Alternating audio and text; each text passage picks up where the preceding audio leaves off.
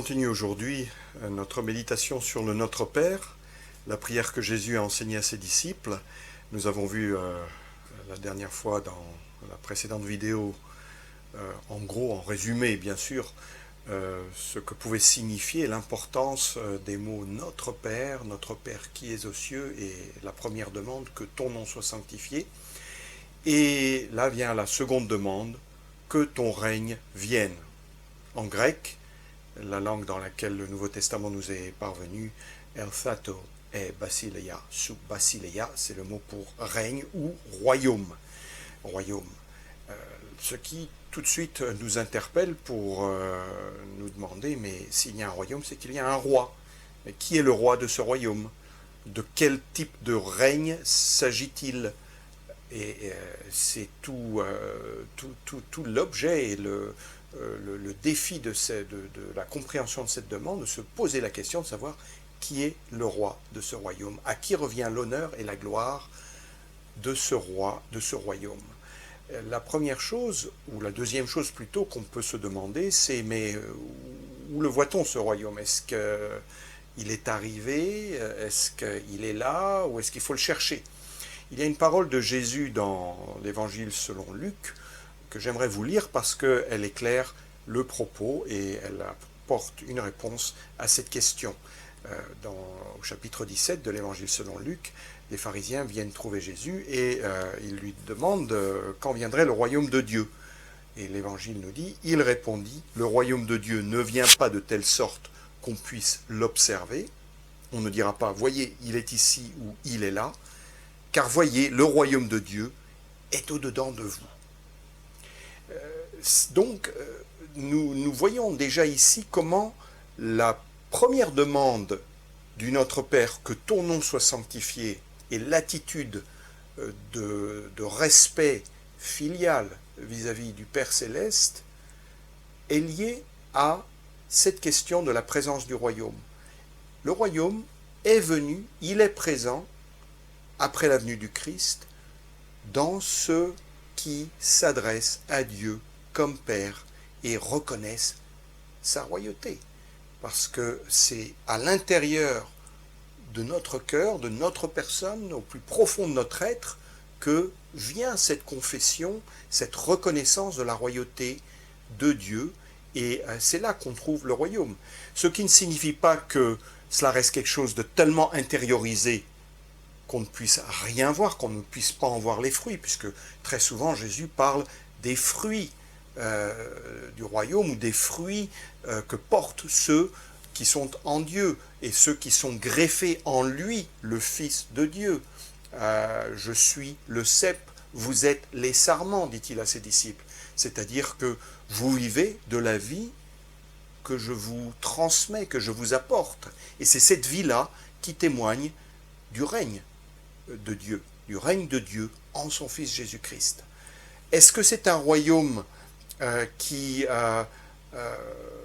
un royaume d'oppression, comme on voudrait souvent le faire croire, peut-être comme les actes de beaucoup de gens qui se disent chrétiens le laissent entendre? Non, ce n'est pas un royaume d'oppression, c'est un royaume de libération.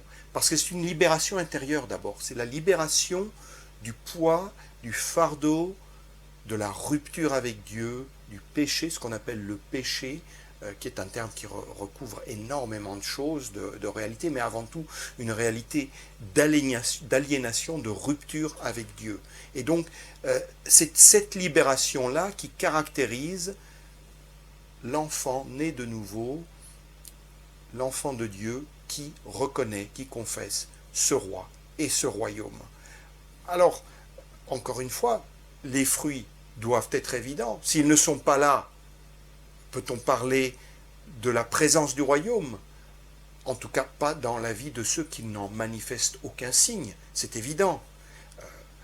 Alors, il y a une autre question qu'on pose souvent, c'est, mais il s'agit uniquement de la vie intérieure, de la vie de piété, de prière, peut-être de culte privé ou dans un édifice fermé, mais il ne faut pas que ça transparaisse dans la vie de tous les jours et surtout pas dans la vie publique. Je voudrais vous ramener à une parole que Jésus a prononcée devant celui qui était son juge, le procurateur romain Ponce Pilate, le procurateur qui était le représentant de l'autorité de l'empereur romain, lorsque celui-ci lui a dit « Mais ne sais-tu pas que j'ai le pouvoir de te faire mourir, de te laisser à ceux qui veulent te crucifier ou te libérer ?» Parce que Jésus ne répondait pas à ces questions. Et Jésus lui a dit « Tu n'aurais aucun pouvoir sur moi s'il ne t'avait été donné d'en haut par mon Père. » Donc il met le représentant de l'autorité publique face à cette réalité, il le confronte, ce qui a d'ailleurs beaucoup effrayé Pilate, nous dit le texte, qui s'est rendu compte là qu'il n'avait pas n'importe qui en face de lui. Et Pilate a cherché à le relâcher à partir de ce moment-là. Ce que Jésus lui a dit, c'est que le véritable roi, celui à qui tout le monde doit et devra rendre des comptes, c'est le Seigneur de toutes choses, c'est Dieu lui-même. C'est lui qui établit des rois, des royaumes, des gouverneurs, des princes, des magistrats, des autorités publiques, et celles-ci doivent aussi et devront lui rendre des comptes sur la manière dont elles auront géré cette tâche, ce mandat qui leur aura été confié, parce qu'elles ne le font pas pour elles-mêmes en premier lieu, mais pour glorifier le Dieu qui est le Père de toutes choses et le Créateur de toutes choses. Que ton règne vienne, évidemment, cela suppose aussi une attente, parce que, telles que sont les choses, dans le monde aujourd'hui, nous attendons, enfin les croyants en tout cas, attendent la manifestation pleine et complète de ce règne qui montre ses fruits dans la vie des uns des autres, dans les actes, les actions, parfois dans certaines actions communes, peut-être même dans une bonne gouvernance, mais il y a une attente qui est celle d'une manifestation totale, complète, radicale, d'une transformation de toute chose, durant laquelle, au cours de laquelle, ce règne sera établi et ne sera plus jamais contesté d'une manière ou d'une autre. C'est le moment de ce qu'on appelle la parousie, le retour du Christ, et cela, même si ça fait sourire et rire beaucoup de non-croyants qui imaginent que les chrétiens sont des naïfs, qui attendent un retour tout à fait improbable et insensé. Cette attente du retour de Jésus est fondée sur une certitude qui fait bien évidemment l'objet de beaucoup de moqueries aussi, c'est celle de la résurrection de Jésus. C'est là qu'il manifeste qu'il est le Fils à qui toutes choses ont été remises par le Père pour régner, puisqu'il a vaincu non seulement la souffrance et le mépris, les insultes, mais il a vaincu la mort lui-même. Et en vainquant la mort, celui qui l'a vaincu avant tout, c'est ce que la Bible appelle, celui que la Bible appelle le prince de ce monde, celui qui a usurpé une autorité qui ne lui appartient pas. Et on en a parlé lors de la vidéo précédente, une des vidéos précédentes, le malin, celui qui est le tentateur par excellence.